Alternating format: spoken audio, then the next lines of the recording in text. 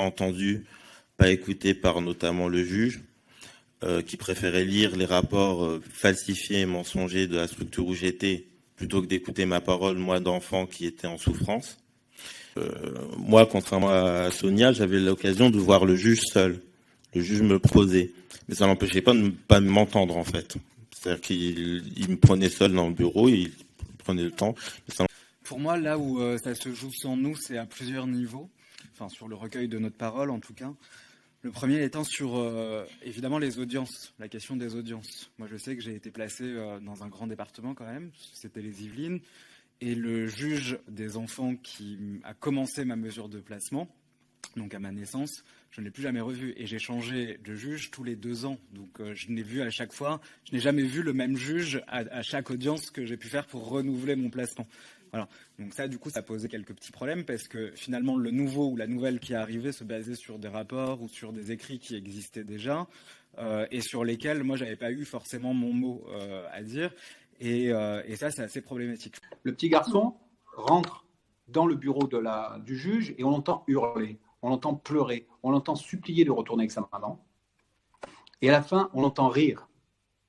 Il sort, il court dans les bras de sa maman, il lui dit « ça y est, il m'a entendu. Celui-là, il m'a entendu. » On rentre après avec les parents, on fait notre boulot et quand on sort, le juge a renouvelé pour 6 mois. Il y a un nombre de décisions qui ne sont plus prises en prenant des audiences. Très souvent, les restrictions ou suppressions de droits de visite et d'hébergement en cas de placement peuvent se prendre sans audience.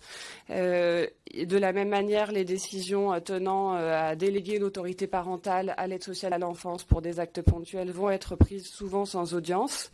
Et puis dans les cas les plus graves, dans certains tribunaux où pendant une période donnée, un poste va être laissé vacant, on se retrouve avec des mesures, notamment de milieu ouvert, qui vont être renouvelées ou arrêtées si on peut les arrêter, sans audience également. Ça veut dire que le juge des enfants va se baser uniquement sur le rapport éducatif, éventuellement un bref avis par courrier des familles, mais pas toujours, et qu'il peut du coup se tromper, ne pas avoir en tout cas respecté le réel principe du contradictoire.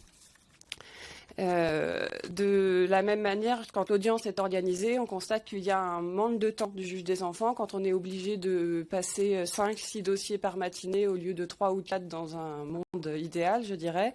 On laisse moins de temps aux familles pour s'exprimer, on laisse moins de temps aux jeunes pour s'exprimer, on prend moins souvent le temps d'entendre les enfants séparément et on sait bien que les enfants, ils ne disent pas du tout la même chose s'ils sont en présence de leurs parents, de leur éducateur ou seuls avec le juge des enfants.